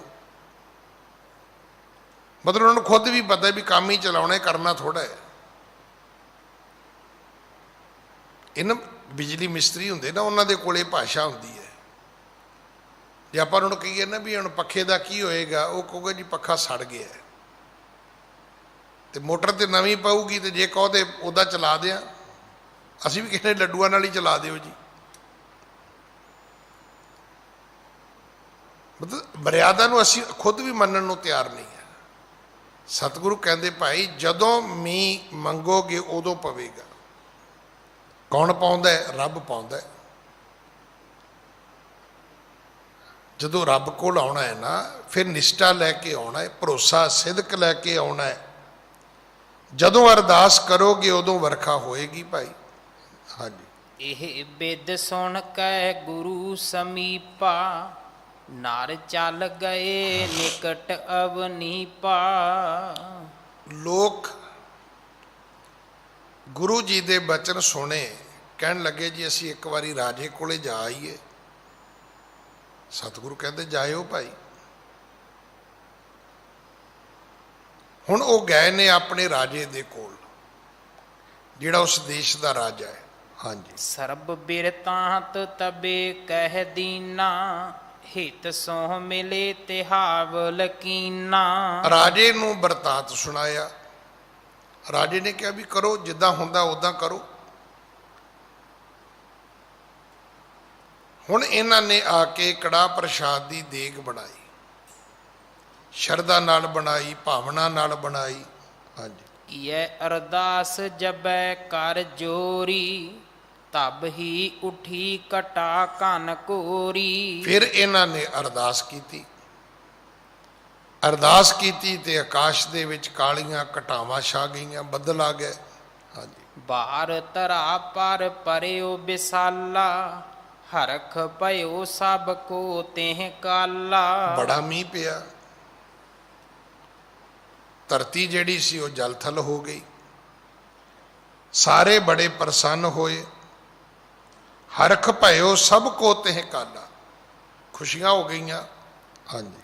ਭੂਪ ਪਰਜਾ ਜੁਤ ਗੁਰੂ ਅਗਾਰੀ, ਆਏ ਨਮੋ ਕੀਏ ਬਿਨੈ ਉਚਾਰੀ। ਫਿਰ ਪਰਜਾ ਤੋਂ ਲੈ ਕੇ ਰਾਜੇ ਤੱਕ ਸਭ ਨੇ ਆ ਕੇ ਮੱਥਾ ਟੇਕਿਆ, ਸਭ ਨੇ ਆ ਕੇ ਨਮਸਕਾਰ ਕੀਤੀ। ਹਾਂਜੀ। ਤੁਮ ਆਨੰਦ ਕੇ ਕੰਦ ਮੁਕੰਦਾ, ਸਭ ਜਗ ਬੰਦ ਦੁਤੀਏ ਜਗ ਚੰਦਾ। ਹੁਣ ਇਹ ਲੋਕ ਆਪ ਕਹਿੰਦੇ ਨੇ ਵੀ ਤੁਸੀਂ ਆਨੰਦ ਦੇ ਮੂਲ ਹੋ, ਤੁਸੀਂ ਮੁਕਤੀ ਦੇ ਦਾਤੇ ਹੋ, ਤੁਸੀਂ ਜਗਤ ਦੇ ਬੰਦਨੀਏ ਹੋ, ਤੁਹਾਨੂੰ ਹੀ ਨਮਸਕਾਰ ਕਰਨੀ ਬਣਦੀ ਹੈ। ਤੁਸੀਂ ਜਗਤ ਦੇ ਦੂਸਰੇ ਚੰਦ ਹੋ। ਇੱਕ ਚੰਦਰਮਾ ਤੇ ਆਕਾਸ਼ ਵਿੱਚ ਚੜ੍ਹਦਾ ਹੈ, ਦੂਜਾ ਚੰਦਰਮਾ ਕਹਿੰਦੇ ਤੁਸੀਂ ਹੋ ਜਿਹੜੇ ਸਾਡੇ ਦੇਸ਼ ਆਏ ਹੋ। ਹਾਂਜੀ। ਨਿਜ ਉਪਦੇਸ਼ ਦੀਜੀਏ ਅਬ ਹੀ, ਕਰੋ ਸਿੱਖ ਸੇਵੈ ਹਮ ਸਭ ਹੀ। ਨਿਜ ਉਪਦੇਸ਼ ਦੀਜੀਏ ਅਬ ਹੀ, ਆਖਿਆ ਹੁਣ ਆਪਣਾ ਉਪਦੇਸ਼ ਦਿਓ, ਸਿੱਖਿਆ ਦਿਓ। ਅੱਗੋਂ ਵੀ ਜਿਹੜੇ ਅਸੀਂ ਬਾਕੀ ਕੰਮ ਕਰੀਏ ਫਿਰ ਤੁਹਾਨੂੰ ਪੁੱਛ ਕੇ ਕਰੀਏ ਨਾ। ਜੇ ਸਰੇਵੜੇ ਵਾਲਾ ਕੰਮ ਗਲਤ ਸੀ ਤਾਂ ਹੋ ਸਕਦਾ ਅਸੀਂ ਹੋਰ ਵੀ ਗਲਤ ਕਰਦੇ ਹੋਈਏ, ਸਾਡੀ ਸੁਧਾਈ ਹੋ ਜਾਏ, ਠੀਕ ਹੋ ਜਾਏ। ਹਾਂਜੀ। ਕਲਾ ਵਿਸਾਲ ਬਿਲੋਕ ਤੁਮਾਰੀ, ਸ਼ਰਨ ਗਹੀ ਅਬ ਕਰੋ ਸੰਭਾਰੀ। ਇਸ ਕਰਕੇ ਕਰੋ ਸਿੱਖ ਸੇਵੇ ਹਮ ਸਭ ਹੀ, ਸਾਨੂੰ ਜੀ ਆਪਣੇ ਸਿੱਖ ਬਣਾਓ, ਸਾਨੂੰ ਆਪਣੇ ਸਿੱਖ ਬਣਾਓ, ਸਾਨੂੰ ਆਪਣੇ ਪੰਥ ਵਿੱਚ ਸ਼ਾਮਲ ਕਰੋ। ਕਿਉਂਕਿ ਸਿੱਖੀ ਇੱਕ ਰਸਤਾ ਹੈ, ਸਿੱਖੀ ਜਿਹੜੀ ਹੈ ਇੱਕ ਵੇ ਆਫ ਲਾਈਫ ਹੈ। ਇਹ ਜ਼ਿੰਦਗੀ ਨੂੰ ਜਿਉਣ ਦਾ ਇੱਕ ਰਸਤਾ, ਇੱਕ ਢੰਗ ਹੈ। ਸਿੱਖੀ ਪਖੰਡ ਨਹੀਂ ਹੈ ਕਿ ਗਲੇ 'ਚ ਇਹ ਪਾ ਲਓ ਜੀ, ਬਾਹਾਂ 'ਚ ਇਹ ਪਾ ਲਓ ਜੀ, ਮੱਥੇ ਤੇ ਇਹ ਲਾ ਲਓ ਜੀ, ਪੈਰਾਂ 'ਚ ਇਹ ਪਾ ਲਓ ਜੀ। ਨਾ, ਸਿੱਖੀ ਇੱਕ ਜੀਵਨ ਜਾਚ ਹੈ। ਕਹਿਣ ਲੱਗੇ ਜੀ ਸਾਨੂੰ ਆਪਣੇ ਸਿੱਖ ਬਣਾਓ। ਕਲਾ ਵਿਸਾਲ ਬਲੋਕ ਤੁਮਾਰੀ, ਕਹਿਣ ਲੱਗੇ ਅਸੀਂ ਬਹੁਤ ਵੱਡੀ ਸ਼ਕਤੀ ਵੇਖੀ ਹੈ ਤੁਹਾਡੀ। ਏਦਾਂ ਮੀਂਹ ਤਾਂ ਸਾਡੇ ਗੁਰੂ ਕੋਲੋਂ ਵੀ ਨਹੀਂ ਸੀ ਪੈਂਦਾ। ਇਸ ਕਰਕੇ ਸ਼ਰਨ ਗਹੀ ਅਬ ਕਰੋ ਸੰਭਾਰੀ, ਅਸੀਂ ਤੁਹਾਡੀ ਸ਼ਰਨ ਵਿੱਚ ਆ ਗਏ ਹਾਂ, ਸਾਡੀ ਸੰਭਾਲ ਤੁਸੀਂ ਕਰਨੀ ਹੈ। ਹੁਣ ਇੰਨੇ ਸ਼ਬਦ ਕੋਈ ਵੀ ਕਿਸੇ ਨੂੰ ਕਹਿ ਦੇਵੇ ਤੇ ਮੈਂ ਵੇਖਿਆ ਕਿ ਸਾਹਮਣੇ ਵਾਲਾ ਜਿੰਨੇ ਕੁ ਜੋਗਾ ਹੁੰਦਾ ਹੈ ਉਹ ਫਿਰ ਇਹ ਕੰਮ ਜ਼ਰੂਰ ਕਰਦਾ ਹੈ।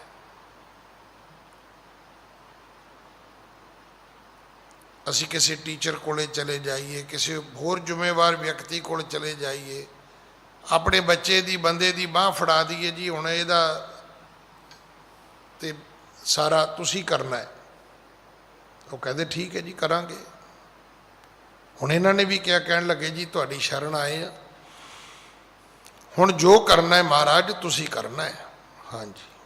ਪੱਗ ਕੀ ਪਾਹੁਲ ਦੀਨ ਗੁਰ, ਕੀਨੇ ਸਰਬ ਨਿਹਾਲ। ਸਤਿਗੁਰੂ ਜੀ ਨੇ ਫਿਰ ਚਰਨ ਪਹੁਲ ਦਿੱਤੀ ਹੈ। ਪੱਗ ਕੀ ਪਹੁਲ, ਹੁਣ ਗੁਰੂ ਨੇ ਉਹਨਾਂ ਨੂੰ ਫਿਰ ਮਰਿਆਦਾ ਦੇ ਅਨੁਸਾਰ ਸਿੱਖ ਬਣਾਇਆ। ਸਿੱਖ ਮਰਿਆਦਾ ਤੇ ਹੀ ਹੈ। ਵੈਸੇ ਤੇ ਤੁਸੀਂ ਮੱਥਾ ਟੇਕ ਕੇ ਵੀ ਕਹਿੰਦੇ ਮੈਂ ਸਿੱਖ ਹਾਂ ਜੀ, ਨਹੀਂ, ਮੱਥਾ ਟੇਕਣਾ ਗੁਰੂ ਦਾ ਅਦਬ ਕਰਨਾ ਹੈ। ਜਿੱਦਣ ਤੁਹਾਡਾ ਮਨ ਕਰੇ ਕਿ ਮੈਂ ਗੁਰੂ ਦੀ ਇੱਜ਼ਤ ਕਰਨੀ ਹੈ, ਸਤਿਕਾਰ ਕਰਨਾ ਹੈ, ਸਨਮਾਨ ਕਰਨਾ ਹੈ, ਅਕੀਦਤ ਭੇਟ ਕਰਨੀ ਹੈ, ਗੁਰੂ ਦਾ ਅਦਬ ਕਰਨਾ ਹੈ, ਉਦਣ ਆ ਕੇ ਦੋ ਹੱਥ ਜੋੜ ਕੇ ਮੱਥਾ ਟੇਕਿਓ, ਇਹੀ ਤਰੀਕਾ ਹੈ, ਹੋਰ ਕੋਈ ਤਰੀਕਾ ਨਹੀਂ ਹੈ। ਮੱਥਾ ਟੇਕਣਾ ਸਿੱਖੀ ਨਹੀਂ ਹੈ, ਸਿੱਖੀ ਹੈ ਚਰਨ ਪਹੁਲ ਲੈਣਾ, ਸਿੱਖੀ ਹੈ ਅਨਮਤਾਂ ਦੀ ਪੂਜਾ ਨੂੰ ਤਿਆਗਣਾ, ਸਿੱਖੀ ਹੈ ਗੁਰਬਾਣੀ ਦੀ ਰੋਸ਼ਨੀ ਵਿੱਚ ਜੀਵਨ ਨੂੰ ਜਿਉਣਾ। ਹਾਂਜੀ, ਸਤਨਾਮ ਉਪਦੇਸ਼ ਕਰ, ਕਾਟੇ ਬੰਦ ਵਿਸਾਲ। ਗੁਰੂ ਜੀ ਨੇ ਸਤਨਾਮ ਦਾ ਉਪਦੇਸ਼ ਦਿੱਤਾ, ਇਹਨਾਂ ਦੇ ਜੀਵਨਾਂ ਦੇ ਬੰਧਨ ਹੀ ਕੱਟ ਦਿੱਤੇ, ਸਭ ਕਲੇਸ਼ ਮੁਕਾ ਦਿੱਤੇ ਗੁਰੂ ਜੀ ਨੇ। ਮਨ ਮੇਰੋ ਗਜ ਜੇਵਾ ਮੇਰੀ ਕਾਤੀ, ਮਪ ਮਪ ਕਾਟੋਂ ਜਮ ਕੀ ਫਾਂਸੀ। ਇਹ ਜ਼ਰੂਰ ਚੇਤਾ ਰੱਖਣਾ, ਜਮਾਂ ਦੀ ਰੱਸੀ ਤੋਂ ਵੱਡੀ ਕੋਈ ਫਾਹੀ ਨਹੀਂ ਹੈ। ਈਵਨ ਪੁਲਿਸ ਦੀ ਹੱਥਕੜੀ ਵੀ ਨਹੀਂ ਹੈ, ਪੈਰਾਂ ਵਿੱਚ ਪਾਈਆਂ ਬੇੜੀਆਂ ਵੀ ਨਹੀਂ ਹੈ, ਦੁਨੀਆ ਦੇ ਬੰਧਲਾਂ ਦੇ ਜੰਜਾਲਾਂ ਦੀ ਰੱਸੀ ਵੀ ਇਸ ਤੋਂ ਭਾਰੀ ਨਹੀਂ ਹੈ। ਜਮ ਦੀ ਰੱਸੀ ਉਹ ਹੈ ਜਿਹੜੀ ਛੁੱਟਦੀ ਨਹੀਂ ਹੈ, ਪ੍ਰਾਣੀ ਛੁੱਟਦੇ ਨੇ। ਫਿਰ ਜਬ ਜਮ ਆਏ ਕੇਸ ਗਏ ਪਟਕੇ,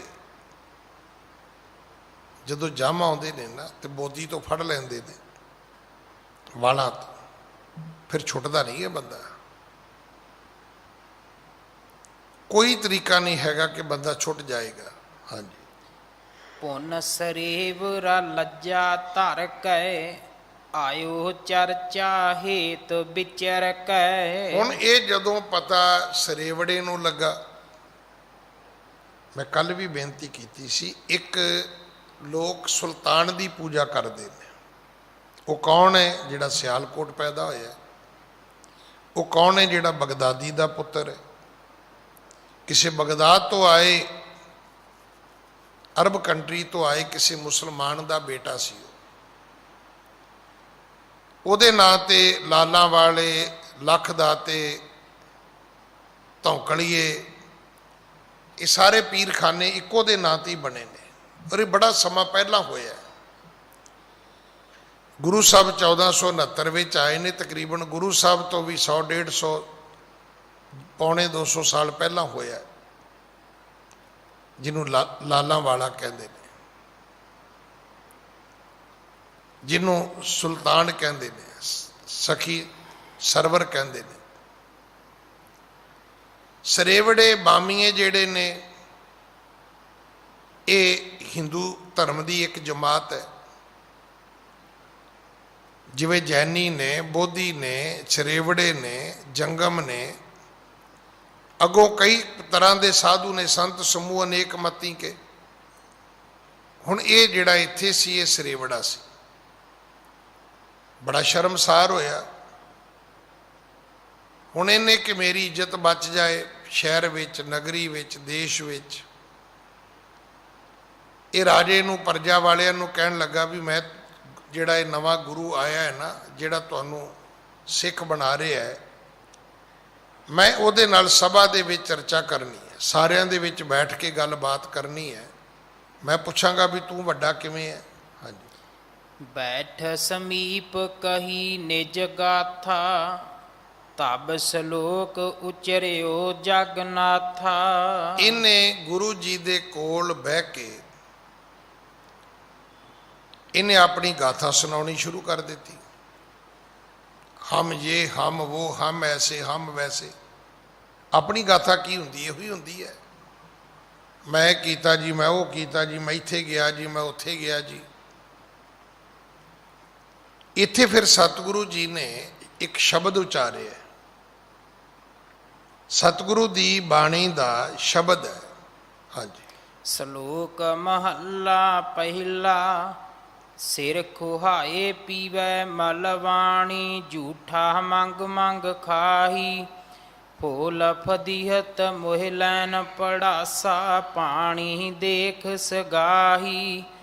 ਭੇਡਾਂ ਵਾਂਗੀ ਸਿਰ ਖੁਹਾਇਨ, ਭਰੀਅਨ ਹੱਥ ਸੁਵਾਹੀ, ਮਾਊ ਪਿਓ ਕਿਰਤ ਗਵਾਇਨ, ਟੱਬਰ ਰੋਵਣ ਤਾਹੀ।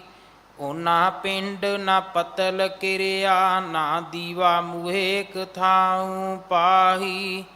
68 ਤੀਰਥ ਦੇਨ ਨ ਢੋਈ, ਬ੍ਰਾਹਮਣ ਅੰਨ ਨ ਖਾਹੀ। ਸਦਾ ਕੁਚੀਲ ਰਹੇ ਦਿਨ ਰਾਤੀ, ਮੱਥੇ ਟਿਕੇ ਨਾਹੀ।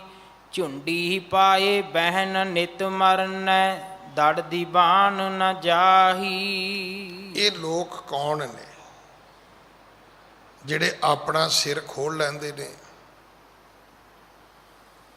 ਤੇ ਮੈਲਾ ਕਚਲਾ ਪਾਣੀ ਪੀਂਦੇ ਨੇ,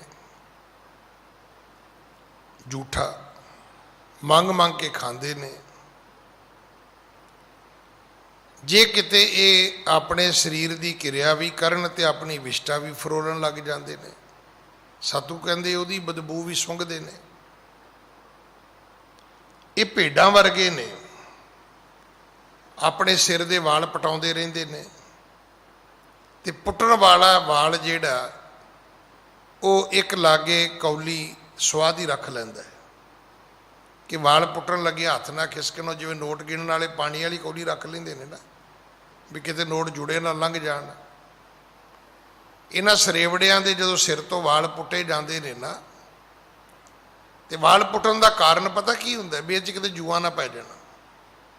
ਪਹਿਲਾਂ ਜੂਆਂ ਪੈਣਗੀਆਂ, ਫਿਰ ਉਹ ਮਰਨਗੀਆਂ, ਫਿਰ ਉਹ ਜੀਵ ਹੱਤਿਆ ਹੋਏਗੀ। ਉਹ ਕਹਿੰਦੇ ਤੇ ਉੱਦਾਂ ਹੀ ਫੱਟੇ ਚੱਕ ਦਿਓ। ਤੇ ਵਾਲ ਪੁੱਟਣ ਲਈ ਫਿਰ ਉਹ ਨਾਲ ਸਵਾਹ ਦੀ ਕੌਲੀ ਰੱਖ ਲੈਂਦੇ ਨੇ ਤਾਂ ਕਿ ਹੱਥੋਂ ਵਾਲ ਜਿਹੜਾ ਉਹ ਖਿਸਕੇ ਨਹੀਂ। ਜੇ ਵਾਲ ਆਇਲੀ ਹੋਏਗਾ ਜਾਂ ਤੁਹਾਡੇ ਹੱਥ ਜਿਹੜੇ ਨੇ ਉਹਨਾਂ ਨੂੰ ਤੇਲ ਲੱਗਾ ਹੋਏਗਾ ਤੇ ਵਾਲ ਪੁੱਟਿਆ ਨਹੀਂ ਜਾ ਸਕਦਾ।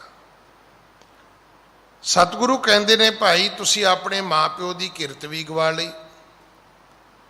ਜਦੋਂ ਤੁਸੀਂ ਸਰੇਵੜੇ ਬਣਦੇ ਹੋ ਤੁਹਾਡੇ ਮਾਂ-ਪਿਓ ਵੀ ਰੋਂਦੇ ਨੇ ਵੀ ਇਹਨੇ ਕੀ ਕੀਤਾ, ਮਸਾਂ ਕਾਕਾ ਜੰਮਿਆ ਤੇ ਘਰ-ਬਾਰ ਛੱਡ ਕੇ ਤੁਰ ਪਿਆ। ਹੁਣ ਪਰਿਵਾਰ ਦੇ ਲੋਕ ਰੋਂਦੇ ਨੇ। ਫਿਰ ਅਗਲੀ ਗੱਲ, ਜਦੋਂ ਤੁਸੀਂ ਘਰ ਛੱਡ ਕੇ ਆ ਗਏ ਤੇ ਤੁਸੀਂ ਆਪਣੇ ਬਜ਼ੁਰਗਾਂ ਦੀ ਪਿੰਡ ਪੱਤਲ ਕਿਰਿਆ ਕੀਤੀ ਕੁਝ ਨਹੀਂ। ਵੇਖੋ ਸਾਡੇ ਸੰਸਾਰੀਆਂ ਦੇ ਵਿੱਚ ਬੰਦੇ ਦੇ ਮਰਨ ਦੀ ਜਿਹੜੀ ਕਿਰਿਆ ਹੈ ਉਹ ਬੱਚਿਆਂ ਨੇ ਕਰਨੀ ਹੁੰਦੀ ਹੈ। ਨਾ ਪੁੱਤਰ ਹੋਵੇ ਤੇ ਧੀ ਅੱਗ ਵਿਖਾਉਂਦੀ ਹੈ, ਧੀ ਵੀ ਨਾ ਹੋਵੇ ਤੇ ਫਿਰ ਕੋਈ ਭਰਾ ਅੱਗ ਵਿਖਾਉਂਦਾ ਚਿਖਾ ਨੂੰ। ਹੁਣ ਸਰੇਵੜੇ ਕੁਝ ਵੀ ਨਹੀਂ ਕਰਦੇ, ਕਹਿੰਦੇ ਮਾਂ ਪਿਓ ਵੀ ਛੱਡ ਦਿੱਤੇ ਤੁਸੀਂ। ਟੱਬਰ ਤੁਹਾਡੀ ਜਾਨ ਨੂੰ ਰੋਂਦੇ ਨੇ ਕਿਉਂਕਿ ਤੁਸੀਂ ਉਹਨਾਂ ਦੇ ਮਰਿਆਂ ਦੇ ਕਿਰਿਆ ਕਰਮ ਵੀ ਨਹੀਂ ਕਰਦੇ। ਜਿਉਂਦੇ ਨੂੰ ਰੋਟੀ ਦੇਣੀ ਤਾਂ ਦੂਰ ਦੀ ਗੱਲ। ਇਸ ਕਰਕੇ ਤੁਸੀਂ ਲੋਕ 68 ਤੀਰਥਾਂ ਤੇ ਇਸ਼ਨਾਨ ਨਹੀਂ ਕਰਦੇ, ਬ੍ਰਾਹਮਣ ਤੁਹਾਡਾ ਅੰਨ ਨਹੀਂ ਖਾਂਦੇ, ਤੁਸੀਂ ਕੁਚੈਲੇ ਰਹਿੰਦੇ ਹੋ, ਮੱਥੇ ਤੇ ਤੁਸੀਂ ਤਿਲਕ ਨਹੀਂ ਲਾਉਂਦੇ, ਝੁੰਡੀ ਪਾ ਕੇ ਤੁਸੀਂ ਬਹਿੰਦੇ ਹੋ ਤੇ ਤੁਹਾਡੀ ਸ਼ਕਲ ਕਿਹੋ ਜਿਹੀ ਹੈ? ਜਦੋਂ ਲੋਕ ਤੁਹਾਨੂੰ ਪਛਾਣਦੇ ਨੇ ਤੇ ਤੁਹਾਡਾ ਪਹਿਰਾਵਾ ਕੀ ਹੈ? ਹਾਂਜੀ, ਲੱਕੀ ਕਾਸੇ ਹੱਥੀ ਫੁੰਮਣ, ਅੱਗੋਂ ਪਿੱਛੀ ਜਾਹੀ। ਨਾ ਓਏ ਜੋਗੀ ਨਾ ਓਏ ਜੰਗਮ, ਨਾ ਓਏ ਕਾਜੀ ਮੁੱਲਾ। ਨਾ ਤੁਸੀਂ ਜੋਗੀ, ਨਾ ਤੁਸੀਂ ਜੰਗਮ ਹੈ, ਨਾ ਤੁਸੀਂ ਕਾਜੀ, ਨਾ ਤੁਸੀਂ ਮੁਲਾਣੇ। ਤੁਹਾਡੇ ਲੱਕਾਂ ਦੇ ਨਾਲ ਕਾਸੇ, ਹੱਥਾਂ ਦੇ ਵਿੱਚ ਫੁੰਮਣ ਫੜੇ ਹੁੰਦੇ ਨੇ। ਉਹ ਵਾਲਾਂ ਦੀ ਇੱਕ ਉਹਨਾਂ ਨੇ ਉਹ ਫੜੀ ਹੁੰਦੀ ਹੈ ਜਿਹਦੇ ਮਗਰ ਡੰਡੀ ਲੱਗੀ ਹੁੰਦੀ ਹੈ, ਕਿ ਉਹਨੂੰ ਕਹਿੰਦੇ ਨੇ ਸ਼ਾਇਦ ਛੋਟੀ ਜੀ ਝਾੜੂ ਵਰਗੀ ਹੁੰਦੀ ਹੈ। ਹਾਂਜੀ, ਦਏ ਬਗੋਏ ਫਿਰੇ ਬਗੁੱਤੇ, ਫਿਟਾ ਵੱਤੈ ਗੱਲਾਂ। ਜੀਆਂ ਮਾਰ ਜਿਵਾਲੈ ਸੋਈ, ਅਵਰ ਨ ਕੋਈ ਰੱਖੈ। ਦਾਨੋ ਤੈ ਇਸ਼ਨਾਨੋ ਵੰਜੈ, ਭਸ ਪਈ ਸਿਰ ਖੁੱਥੈ। ਹੁਣ ਉਹ ਜਿਹੜੀ ਫੂੜੀ ਹੱਥ ਵਿੱਚ ਫੜੀ ਹੁੰਦੀ ਉਹਨੂੰ ਫੂੜੀ ਕਹਿੰਦੇ ਨੇ।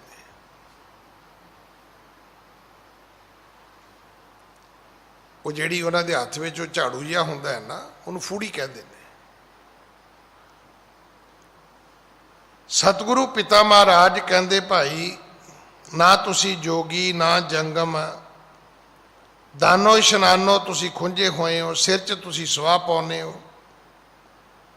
ਜੀਆਂ ਮਾਰ ਜਿਵਾਲੇ ਸੋਈ ਅਵਰ ਨਾ ਕੋਈ ਰੱਖੇ। ਜੇ ਰੱਬ ਜੀਵਾਂ ਨੂੰ ਮਾਰਦਾ ਹੈ ਤੇ ਪੈਦਾ ਵੀ ਤਾਂ ਉਹੀ ਕਰਦਾ, ਹੋਰ ਕੌਣ ਹੈ ਮਾਰਨ ਰੱਖਣ ਵਾਲਾ?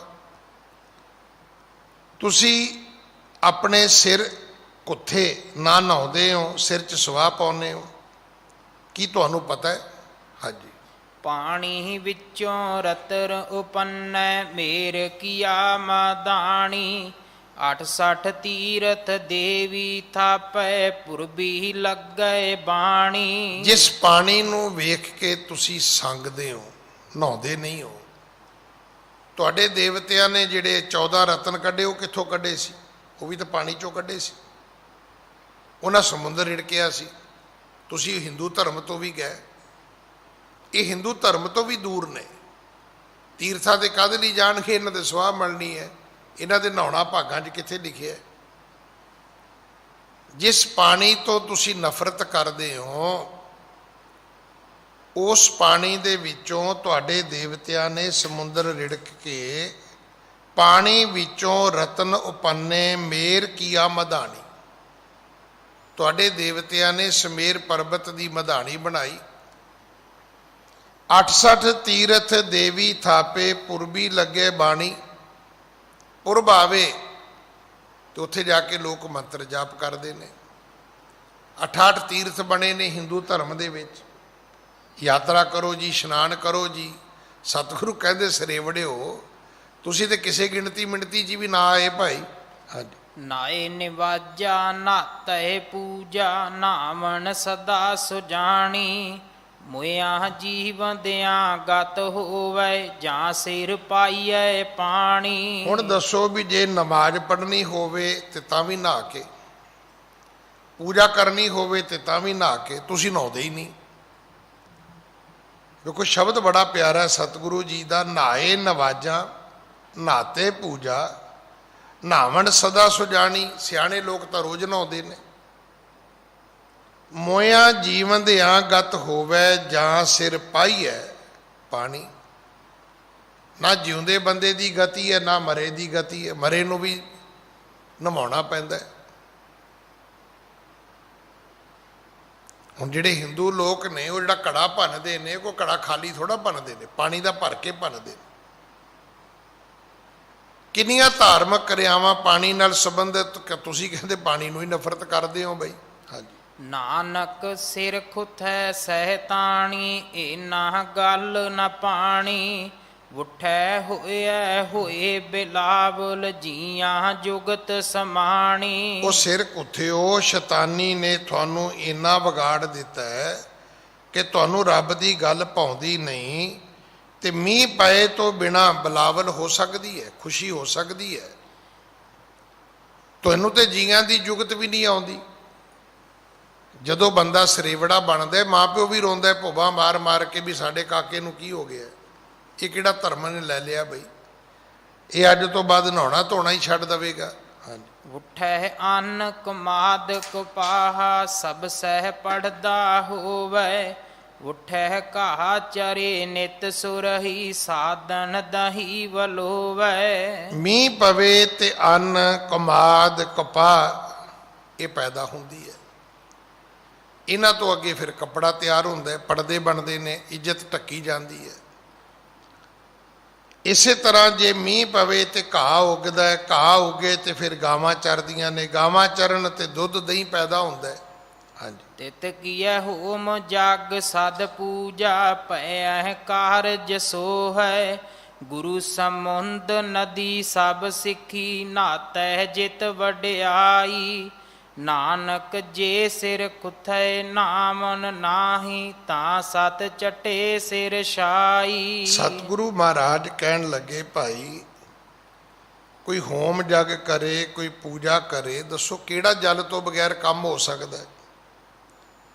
ਗੁਰੂ ਸਮੁੰਦਰ ਹੈ, ਨਦੀ ਸਾਰੀ ਸਿੱਖੀ ਹੈ, ਨਾਤੇ ਤੋਂ ਬਿਨਾ ਕਾਹਦੀ ਵਡਿਆਈ ਹੈ? ਪਰ ਅਖੀਰ ਵਿੱਚ ਆਖਿਆ ਵੀ ਜੇ ਸਿਰ ਕੁੱਥੇ ਨਹੀਂ ਨਹਾਉਂਦੇ ਤੇ ਭਾਈ ਇਹਨਾਂ ਦੇ ਸਿਰ ਵਿੱਚ ਸਵਾਹ ਪਵੇ। ਇਹ ਸਵਾਹ ਦੇ ਹੀ ਅਧਿਕਾਰੀ ਨੇ। ਅੱਜ ਸਮਾਂ ਸਮਾਪਤ ਹੈ। ਸਤਿਗੁਰੂ ਕਿਰਪਾ ਕਰਨ ਅਗਲੀ ਕਥਾ ਆਪਾਂ ਕੱਲ ਗੁਰੂ ਕੀ ਗੋਦ ਵਿੱਚ ਬੈਠ ਕੇ ਸੁਣੀਏ। ਭੁੱਲਾਂ ਬਖਸ਼ੋ ਜੀ, ਫਤਿਹ ਬੁਲਾਓ। ਵਾਹਿਗੁਰੂ ਜੀ ਕਾ ਖਾਲਸਾ, ਵਾਹਿਗੁਰੂ ਜੀ ਕੀ ਫਤਿਹ।